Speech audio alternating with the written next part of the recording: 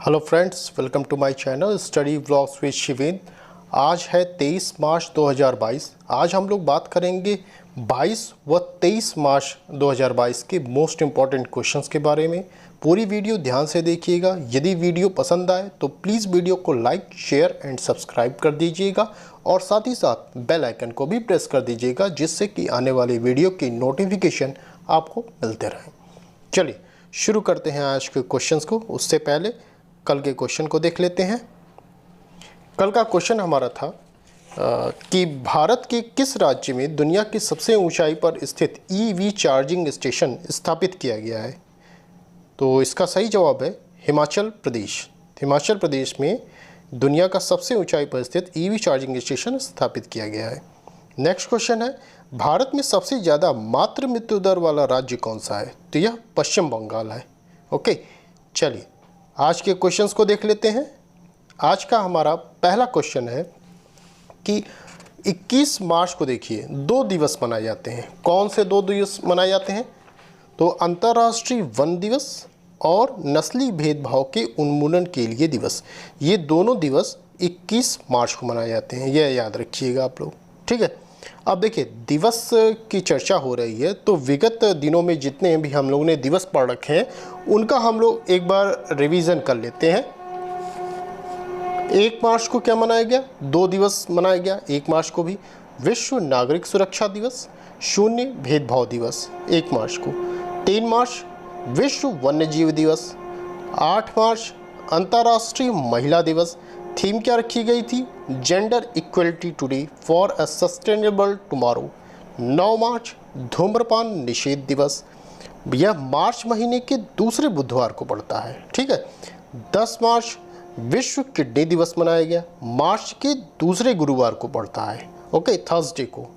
Theme क्या रखी गई? Kidney health for all.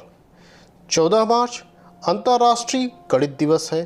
Theme क्या रखी गई? Mathematics unites. 15 मार्च विश्व उपभोक्ता दिवस है। थीम क्या रखी गई? Fair digital finance. ओके, फिर है 16 मार्च को राष्ट्रीय टीकाकरण दिवस था। थीम क्या रखी गई थी? Vaccine work for all. और लास्ट है अंतर्राष्ट्रीय प्रसन्नता दिवस, यह 20 मार्च को है और थीम क्या रखी गई है? यह keep calm, stay wise and be kind. और सबसे इसमें हमने बताया था आपसे कि ये तो होगा अंतर्राष्ट्रीय प्रसन्नता दिवस। इसमें सबसे खुशहाल देश कौन है? तो फिनलैंड है, हमने बताया था आपसे। देखिए जो यह दिवस की बात हो रही है, मैंने पहले भी आपको बताया कि जो दिवस है, इन दिवस की चर्चा हम लास्ट में हम आपको एक नोट डाउन करके दे देंगे। जब मार्च महीने का लास्ट हो जाएगा, हो सकता है अप्रैल में जो 1 अप्रैल को मैं आपको पूरा जो दिवस है मैं लिख के आपको दे दूंगा। ठीक है, मगर आप ये चीज़ें सुनते रहिए जो मैं बता रहा हूँ आपको। ठीक, चलिए नेक्स्ट पॉइंट देख लेते हैं हम लोग। नाटो सैन्य अभ्यास कोल्ड रिस्पॉन्स 2022 शुरू किया गया। कहाँ शुरू किया गया?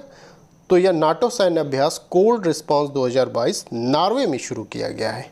ओके, देखिए ये जो इस समय रसिया और यूक्रेन का मैटर चल रहा है, आप सभी लोगों को पता है कि विवाद की स्थिति वहाँ बनी हुई है। अभी भी 1 महीने लगभग होने जा रहे हैं, फिर भी वहाँ पर विवाद कम होने का नाम नहीं ले रहा है। वहाँ अशांति फैली हुई है।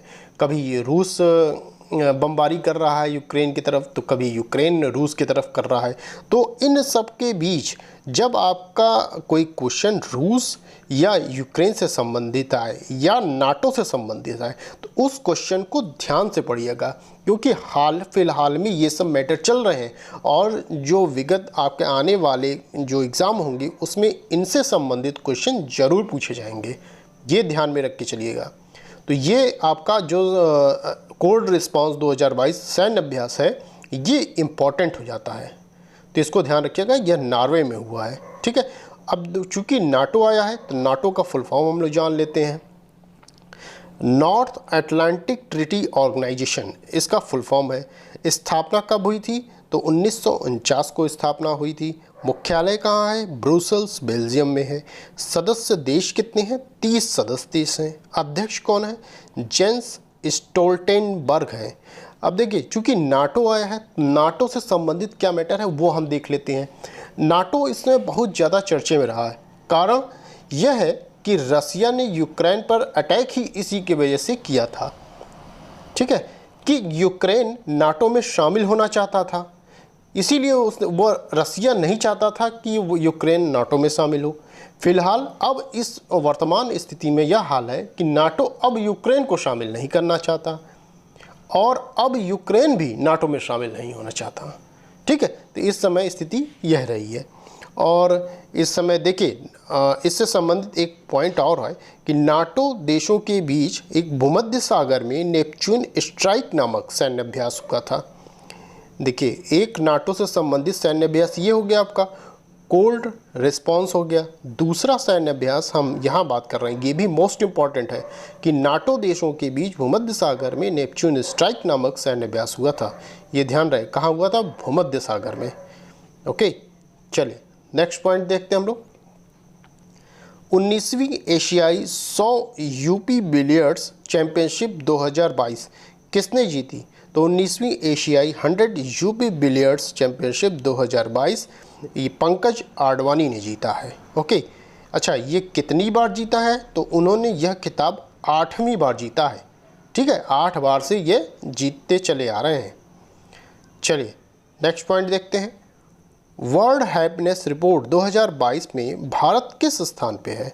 तो वर्ल्ड हैप्पीनेस रिपोर्ट 2022 में भारत 136वें स्थान पे है। ये मोस्ट इम्पॉर्टेंट आपका रिपोर्ट है, ठीक है, इसको ध्यान से पढ़िएगा आप कि वर्ल्ड हैप्पीनेस रिपोर्ट में भारत पूछा जाए किस स्थान पर? 136वें स्थान पर। शीर्ष स्थान पे जब आपसे पूछा जाए तो फिनलैंड है। और यह भी याद रखिएगा कि यह लगातार 5वीं बार फिनलैंड शीर्ष स्थान पर है। मैंने अभी फिनलैंड का नाम लिया है, ठीक है, तो सबसे खुशहाल देश में मैंने अभी नाम लिया था, तो फिनलैंड, ये याद रखिएगा। शीर्ष पूछा जाएगा तो फिनलैंड है, भारत पूछा जाएगा तो 136वें स्थान पर है, और आखिरी स्थान पूछा जाएगा तो अफ़गानिस्तान है। इसका मतलब कि सबसे दुखी देश अगर पूछा जाए तो अफ़गानिस्तान है, सबसे सुखी देश पूछा जाए तो फिनलैंड है। अफ़गानिस्तान 146वें स्थान पे। चूँकि 146 टोटल देश थे तो उसमें लास्ट स्थान जो है अफ़गानिस्तान का है। चलिए, अच्छा, जारीकर्ता कौन है? ये सबसे इम्पोर्टेंट रहा। तो यूनाइटेड नेशन द्वारा इसको जारी किया गया है। तो जब कभी रिपोर्ट आए तो उसमें देखिए, पहला चीज़ तो ये कि शीर्ष स्थान पे कौन है ये जानते रहिए, लास्ट स्थान पे कौन है ये जानते रहिए, भारत किस स्थान पे है ये जानते रहिए, और जारीकर्ता कौन है, जारीकर्ता में भी वो जानते रहिए जो इम्पोर्टेंट है, वो कौन जारी करता है ये जानते रहिए, क्योंकि एग्जामिनर यहीं से क्वेश्चन पूछता है। चलिए नेक्स्ट पॉइंट देख लेते हैं हम लोग। नेक्स्ट पॉइंट है, मालदीव सरकार ने स्पोर्ट्स आइकन पुरस्कार से किसे सम्मानित किया है? तो मालदीव सरकार ने स्पोर्ट्स आइकन पुरस्कार से सुरेश रैना को सम्मानित किया है। ओके, अब देखिए, सुरेश रैना की आत्मकथा क्या है? बिलीव, ये इनकी आत्मकथा है, इम्पॉर्टेंट है। सुरेश रैना कौन है? ये क्रिकेटर हैं, ठीक है, बैट्समैन है, बैटिंग करते हैं सुरेश रैना। इनकी आत्मकथा पूछा जाएगा तो बिलीव है।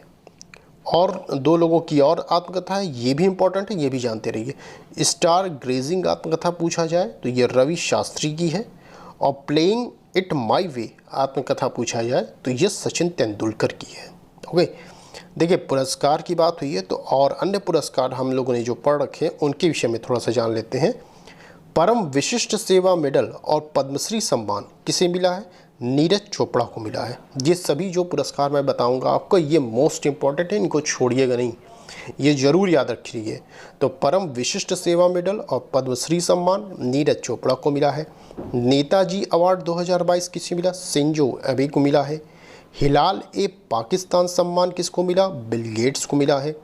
भारत रत्न डॉक्टर अंबेडकर पुरस्कार 2022 से किसे सम्मानित किया गया? हर्षाली मल्होत्रा को सम्मानित किया गया।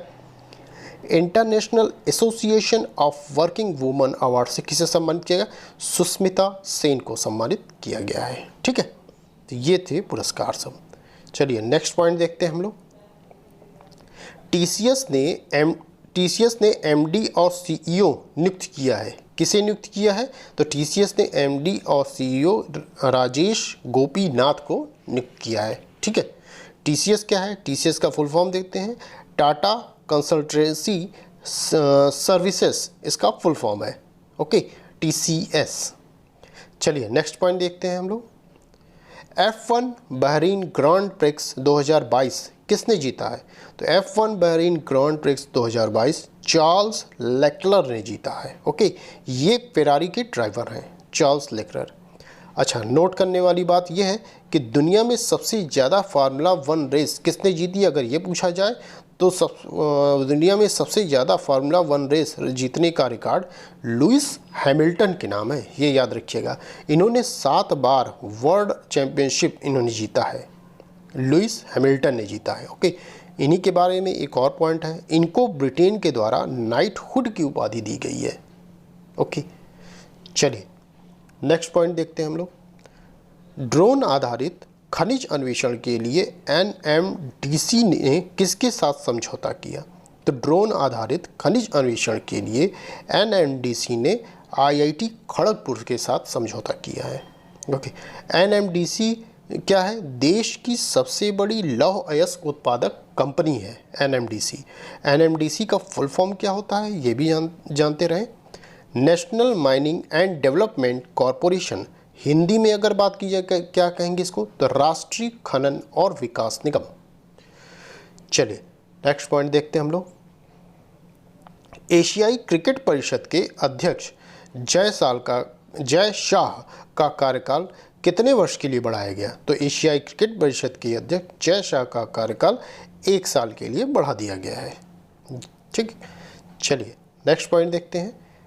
गैर इंटरनेट उपयोगकर्ताओं को डिजिटल भुगतान की पेशकश करने वाली पहली कंपनी कौन बनी है? तो यह BPCL बनी है। गैर इंटरनेट उपयोगकर्ताओं को डिजिटल भुगतान की पेशकश करने वाली पहली कंपनी BPCL बनी है। BPCL का मतलब क्या? भारत पेट्रोलियम कॉरपोरेशन लिमिटेड है।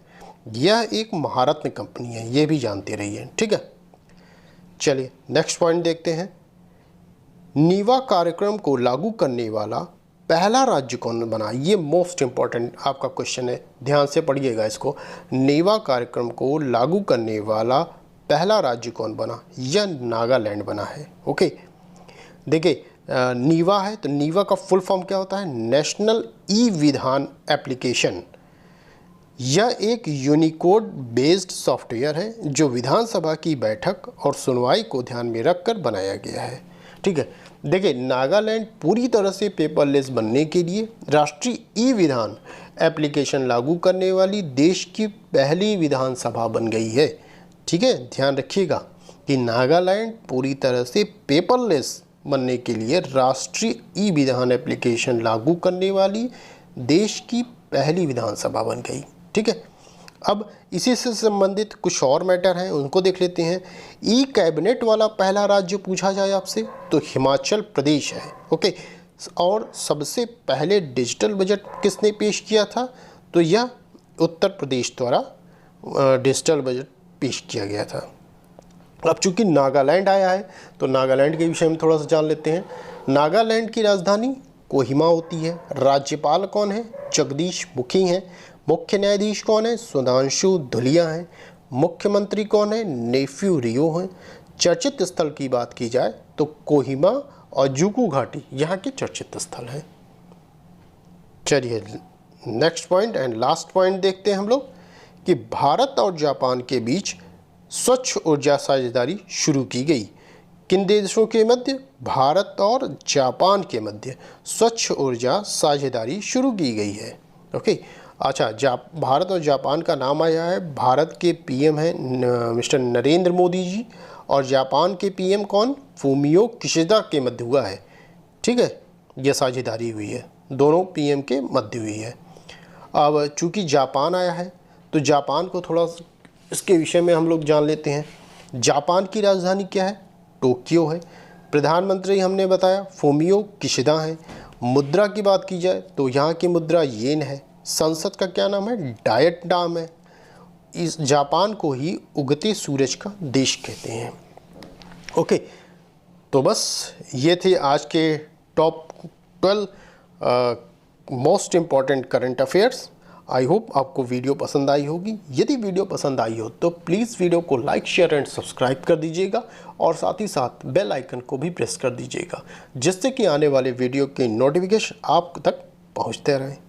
चलिए देखते हैं आज के क्वेश्चंस को। आज का पहला क्वेश्चन है, 35वें सूरज कुंड अंतर्राष्ट्रीय शिल्प मेला का थीम स्टेट कौन सा है? तो आपके ऑप्शन है जम्मू कश्मीर, लद्दाख, हरियाणा, नई दिल्ली।